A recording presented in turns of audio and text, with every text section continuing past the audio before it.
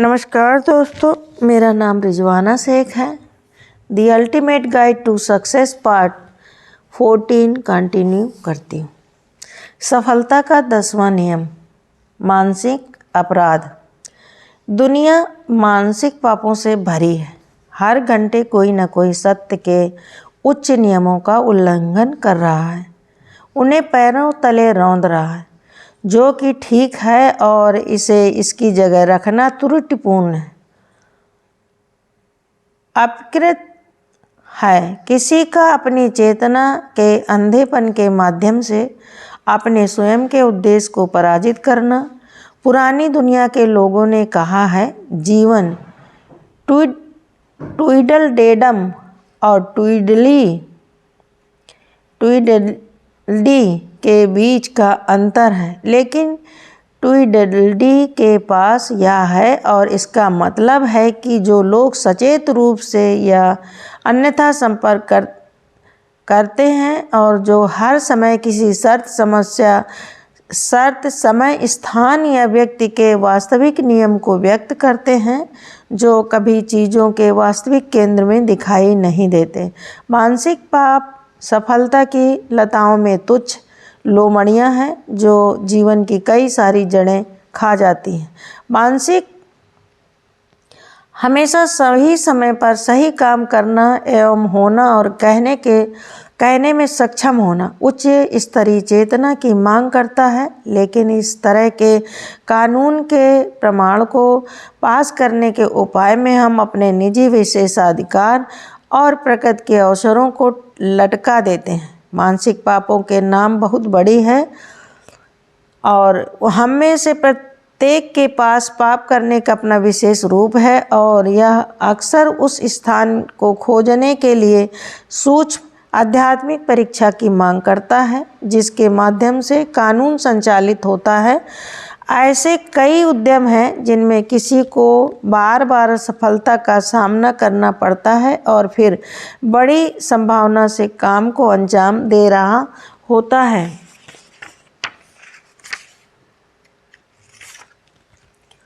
जीवन का नियम हमारे अपराधों को क्षमा करना है और जैसे ही हम अपने पापों को दूर करते हैं तो वे भी हमें छोड़ देते हैं। लेकिन जो लोग तीव्र गति को देखते हैं वे जानते हैं कि जो मानसिक पापों का दोषी है उसे कभी भी माफ़ नहीं किया जाएगा, ना तो इस दुनिया में और ना ही आने वाली दुनिया में। जब तक कि मनोविज्ञान का यह उल्लंघन जारी रहेगा, सभी मानसिक विच्छेद के बीच मुख्य विफलता के उत्पादन का एक प्रमुख कारक समझ की कमी है, जो आपको बताएगी कि अपनी जीभ का इस्तेमाल कब करना है। इस जीभ ने हजारों से भीख मांगी और फर्क नहीं पड़ता कि इसका कितना सावधानी से इस्तेमाल किया जाता है। यह बात तो है कि किसी दिन कोई गलत व्यक्ति से बहुत ज़्यादा बात करेगा।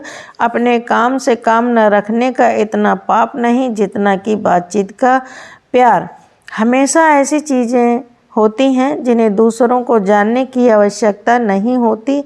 यह इन चीज़ों के बारे में पूरी तरह से सच बात करने का उल्लंघन है। अपने मामलों और विशेष रूप से दूसरों के मामलों के बारे में अपनी जीभ को काबू में रखना ही शक्ति है। यदि हम चाहें तो हम अपने रहस्यों को निरर्थक श्रोता को बता सकते हैं और इस तरह से हम सिर्फ खुद को ही चोट पहुंचाते हैं, लेकिन हम किसी और के बारे में क्या सोचते हैं और अपनी तरफ से बेतुकी बातें कर बैठते हैं जो कि दोहरे पाप के समान है और शायद ही कोई इसे सुनता है और हम इससे बचने के लिए ऊब जाते हैं। फिर ऐसे लोग हैं जो कहते हैं, आप विश्वास कर सकते हैं कि मैं हमेशा वही कहता हूँ जो मैं सोचता हूँ और अगर मैं कुछ भी सोचता हूँ तो मैं वही कहने वाला भी होता हूँ।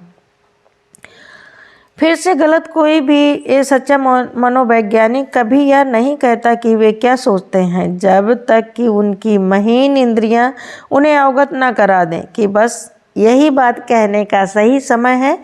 भगवान के ब्रह्मांड में सब कुछ और कुछ भी नहीं के लिए एक समय है, लेकिन हमारी अपनी अज्ञानता ने हमें बिन बुलाए अपने कहते हैं तो पूरा करने के लिए जाने की आज्ञा दी। वास्तव में हम जो कहते हैं वह वास्तविक सच्चाई के साथ किसी आंकड़े की कोई कटौती नहीं करता। हमारे विचार और कहना हमारे लिए कार्य करने के लिए अच्छे हैं, लेकिन वे विश्लेषण और दूसरों की दिशा में पूरी तरह से गलत हो सकते हैं।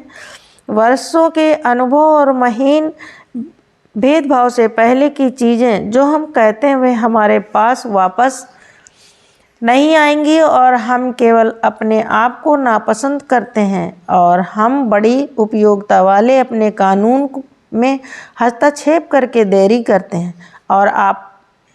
और एक और पाप यह है दूसरों की दोस्ती, व्यापार या प्रेम के लिए छोटे छोटे छिपे हुए तरीकों से विश्वासघाती की भूमिका निभाना। उनके चरित्र या काम या व्यवसाय में विश्वासघात करना जिसे उन्होंने अनजाने में ही हमारे हाथों में रख दिया या जिसके पास तक हम मित्रता की घनिष्ठता के माध्यम से पहुँचे, और एक मित्रता जिसने उनके लिए एक पल के लिए भी जीना संभव बना दिया। शायद उनके पहरे से दूर प्रत्येक मानव जीवन स्वयं या वातावरण में कुछ न कुछ प्रसारित कर रहा है। दोस्ती की आड़ में दूसरों की तुलना में घनिष्ठ अंतरंगता की अनुमति मिलती है और इसके माध्यम से हम जीवन के मंदिरों और पवित्र स्थानों में प्रवेश करते हैं जिन्हें बाहर से बंद रखा जाता है और एक विशाल अनुपयोगी भीड़ की भली भांति बंद कर दिया जाता है। हमारे जीवन में पूर्ण सत्य का मंदिर न होना सबसे बड़ा पाप है। और फिर रात में एक चोर की तरह चुपके से घुसकर किसी दूसरे के मंदिर की पवित्रता को बाहरी दुनिया में बदल दें, इस मंदिर को तोड़ फोड़ दें और इस मंदिर को कपटपूर्ण संकेत और आधे अधूरे सुझावों के साथ तब तक ध्वस्त करते रहें जब तक हम इसके चारों ओर अधिकाधिक संदेह न आने दें। यह जीवन के व्यक्तिगत परक पक्ष की चोरी है और जैसे कि प्रकृति खुद सांसारिक चोर का बदला लेती है, ठीक उसी प्रकार सच्चाई का बड़ा बदला लेने वाला बड़ी सख्ती से काम करता है।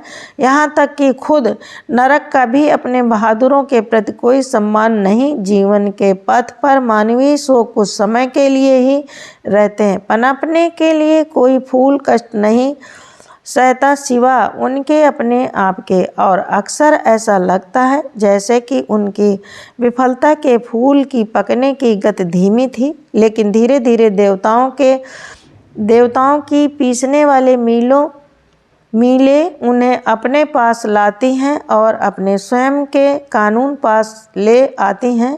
हम उन पर सच्चाई को निश्चित करने में कभी भी सक्षम नहीं हो सकते। उनका कभी पता नहीं लगाया जा सकता, लेकिन स्वर्ग का शिकारी उन्हें नीचे तक ट्रैक करता है। हमारी उनसे हर जगह मुलाकात होती है। वे अपने जंगल में शिकारी जानवरों के झुंड की आवाज़ को सुनते हैं और बीमारी, हानि तथा गरीबी के बोझ से लदे हुए उन्हें अक्सर निराशा होती है। वे अपनी विफलता का कारण पूछते हैं और फिर यह है कि न्यू थॉट ने उन्हें खुद की कलम या शब्द चित दिया। सभी बड़े मानसिक पापों के बीच ऐसे हजारों छोटे छोटे पाप हैं, जैसे ध्यान की कमी, ईमानदारी की कमी, पवित्र चीज़ों के प्रति श्रद्धा की कमी, स्वयं को बड़ी गंभीरता से लेना, अन्य लोगों की समस्याओं के लिए एक तर्कसंगत महत्व देने में विफलता, लापरवाही, अश्लीलता, अनावश्यक तरीके जिनके बिना हम बेहतर होंगे, अच्छी तरह से योग, सुधार या सुझाव के लिए त्वरित अपराध, सफ़ेद झूठ, टाल मटोल, निरंतर परिहार, मिथ्याभिमान, ये सभी अंततः चरित्र और चेतन के कुछ बड़े विफलता के कानून में बदल जाते हैं। मानसिक पाप वे धाराएं हैं जो चेतना की एक नदी बनाने के लिए मिल रही हैं, जिसमें मिथ्यावादी, चोर और अपराधी शामिल हैं। ये केवल नकारात्मक मनोवैज्ञानिक कानून की तैयार उपज है। सफलता, मनोवैज्ञानिक धार्मिकता या न्याय संगत न्याय संगतता का प्रतिफल है। प्रतिष्ठा, ईमानदारी, सत्यता, विश्वसनीयता और दृढ़ता, ये सभी अपने शक्ति की ब्रह्मांडीय धारा से जोड़ते हैं। हम जो कुछ भी कहते हैं वही हमारे लिए सामने आएगा।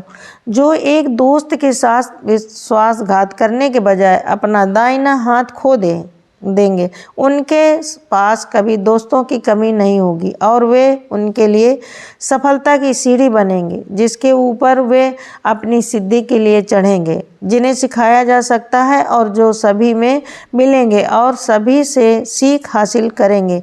वे जल्दी ही सीख जाएंगे कि वे खुद शिक्षक बनने के लिए पर्याप्त ज्ञान हासिल कर चुके हैं और यह कि पूरी दुनिया उनके लिए दरवाजे खोल रही है।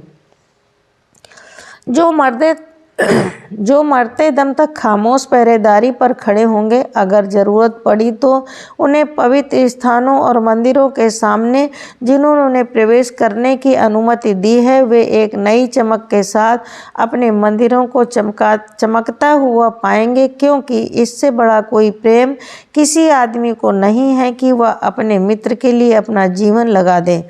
अब जब हमने सफलता की अपनी लताओं में सभी छोटी मनोवैज्ञानिक लोमड़ियों को नीचे ढूंढकर मार डाला, तो जल्दी ही हम उन्हें शक्ति और परिपूर्णता से आगे बढ़कर प्रवेश करता हुआ पाएंगे और सफलता हमारा शाश्वत अधिकार होगी, क्योंकि यह हमारे अपने खेतों की उपज है।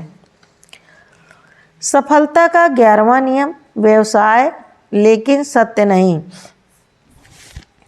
सिवा सत्य के कोई और चीज़ सत्य पर नियंत्रण नहीं रख सकती, जबकि असफलता निरपेक्ष सत्य के केंद्र से लगातार दूर होने की अपरिहार्य प्रक्रिया के रूप में सामने आती है। अगर हम लगातार अपने आप को उन चीज़ों से जोड़ते हैं जो थोड़ी सी बदली होती है, हम अपने कानून को मिथ्यावादी, चोर या कुछ अन्य समान रूप से विनाशकारी अभिव्यक्ति के रूप में किसी दिन हमें लौटते हुए पाएंगे। ये झूठ सच के इतने करीब हो सकते हैं कि समान व्यक्ति कभी भी उनका पता नहीं लगा पाता, लेकिन वे केवल वही झूठ हैं और उनके पिता झूठ हैं और उनकी माँ तबाही है।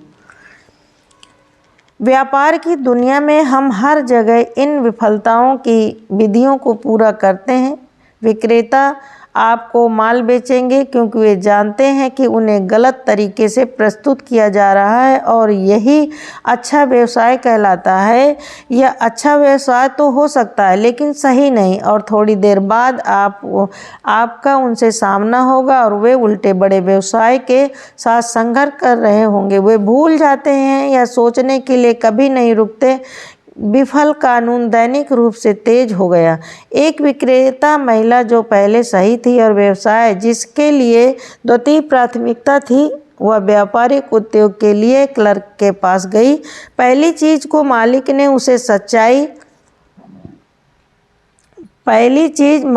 उसे सिखाई वह यह थी कि व्यापारिक झूठ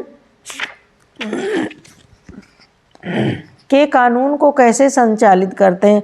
उसने कहा, पिन से भरी एक दराज है, वे सभी सस्ते पिन हैं और कागज की कीमत 1 सेंट है।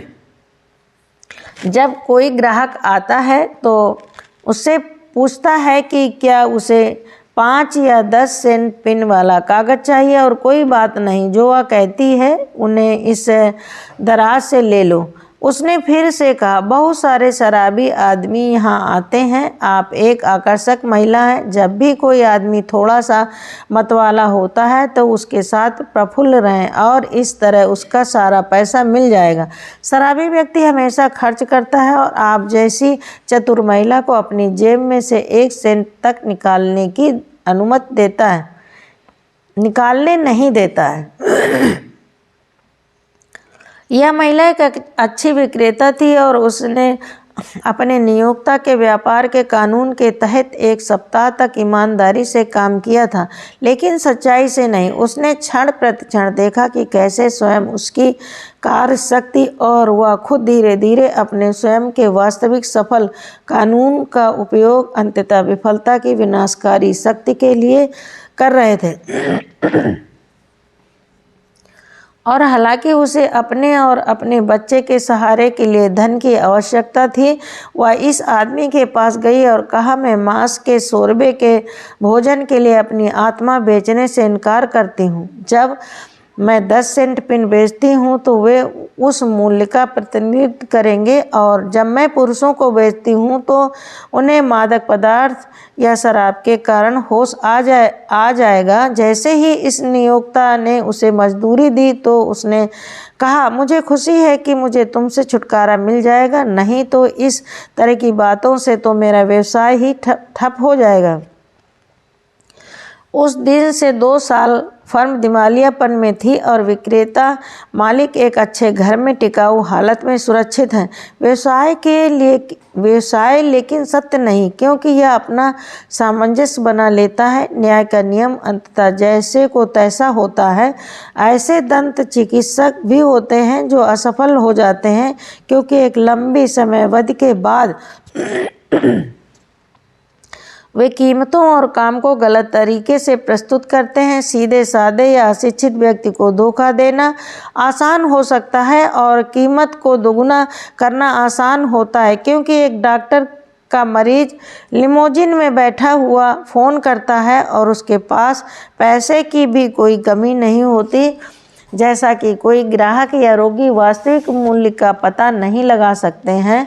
आप सत्ता की सीट पर सवार हैं और व्यवसाय तो व्यवसाय होता है, लेकिन अनदेखा भाग्य सब कुछ देखता है और ब्रह्मांड भी पक्का लेखा जोखा रखता है, और यह ब्रह्मांड ही है जो झूठ और झूठे व्यापार के संतुलन को इकट्ठा करता रहता है। अनेक वर्षों के अभ्यास के बाद अनेक प्रबंध निदेशकों ने पाया है कि वे रोगियों के बिना गंभीर रूप से फंसे हुए थे और एक लाभप्रद अभ्यास से कम कुछ भी नहीं रह गए, क्योंकि वे कहते हैं कि एक बार मैंने अच्छा व्यवसाय किया, 10 में से 9 बार यही उत्तर लिखा जाता है। व्यापार में ज़्यादा ईमानदारी सही नहीं। किसी मरीज को इस तरह से विचार में जकड़े रखना आसान था कि वह उस व्यक्ति को दोबारा सही होने के महीनों बाद तक बीमार था, कि क्योंकि इससे एक बढ़िया शुल्क बना और व्यक्ति इसे वहन कर सकता था। एक छोटे से ऑपरेशन के लिए कोई बड़ी फीस वसूल करना आसान है, क्योंकि मरीज को तो ऑपरेशन कराना ही होता है और यह बहुत आसान है। जब कोई उस व्यक्ति का दुरुपयोग करने के लिए सत्ता की सीट पर बैठा होता है, और इसलिए यह दुरुपयोग तब तक चलता है जब तक यह वापस कोई रूप नहीं अपना लेता, और जो कानून का पालन करता है उसे ही सफलता प्राप्त होती है। ये सभी झूठ या कार्य सत्य की रेखा से दूर हैं, जो एक प्रतिकूल प्रभाव के रूप में एकत्रित जाएंगे, और जैसे जैसे समय आगे बढ़ेगा वे वापस वहीं आएंगे जहां से उन्होंने शुरुआत की थी। पूरा औद्योगिक, पेशेवर, राजनीतिक और सामाजिक जगत सत्य के इन उल्लंघनों से भरा पड़ा है, और व्यावसायिक साझेदारी, घर, विवाह और प्रेम में हर जगह से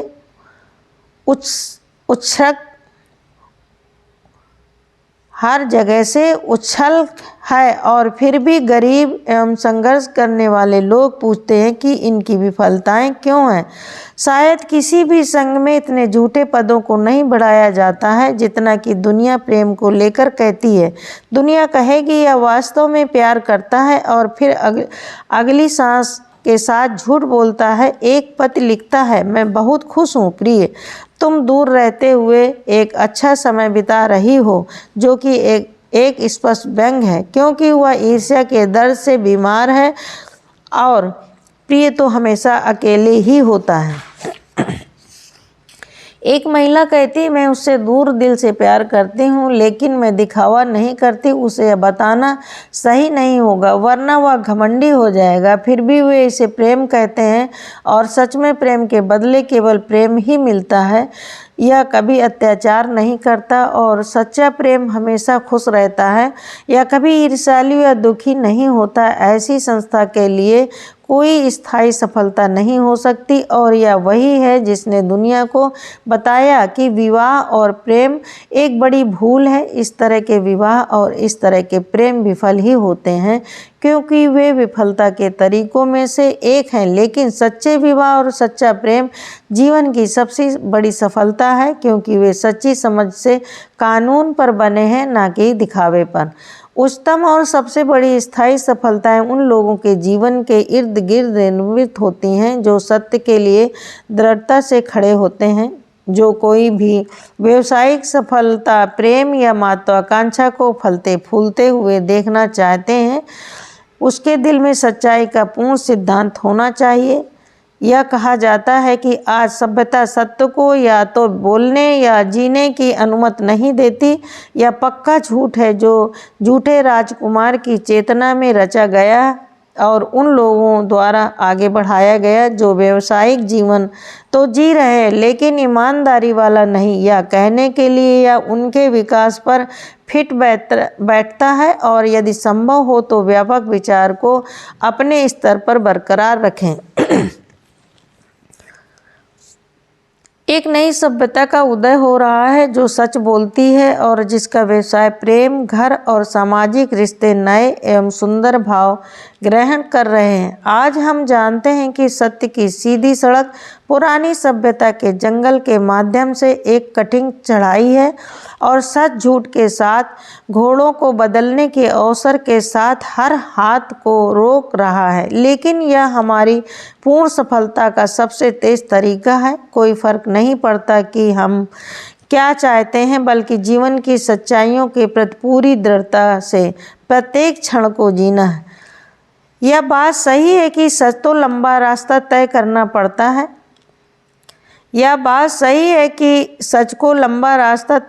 पड़ता है। और कभी कभी घंटे लंबे समय तक विलंबित से प्रतीक्षा होती है। लेकिन यह भी सच है कि जब यह कानून हमारे आदर्शों को पूरा करता है, वे सत्य हैं और सच्ची व्यावसायिक दुनिया हमारी सत्यता की बड़ी कीमत चुकाने की प्रतीक्षा कर रही है।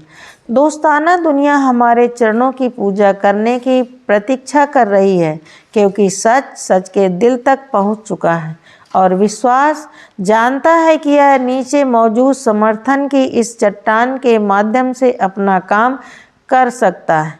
असफलता हमेशा के लिए मिथ्यावादी की विरासत होती है, लेकिन जीवन में बड़ी सफलता किसी न किसी दिन तो आती ही है जो ईश्वर के प्रति सत्य है, स्वयं के प्रति सत्य है, अपने कार्य के प्रति सत्य है और अपने आदर्श के प्रति सत्य है। दुनिया सच में सत्य से प्रेम करती है।